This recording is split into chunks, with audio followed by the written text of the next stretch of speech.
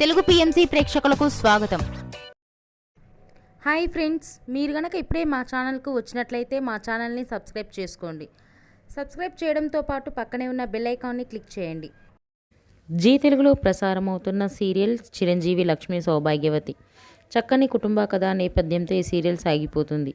ఈ సీరియల్లో హీరోగా మిత్రానందన్గా రఘు నటిస్తుండగా, హీరోయిన్గా భాగ్యలక్ష్మిగా మహి గౌతమి నటిస్తుంది. మిత్ర తన లేటెస్ట్ ఫొటోస్ని అభిమానులతో పంచుకున్నాడు. ఆ ఫొటోస్ని మనం కూడా చూసేద్దాం.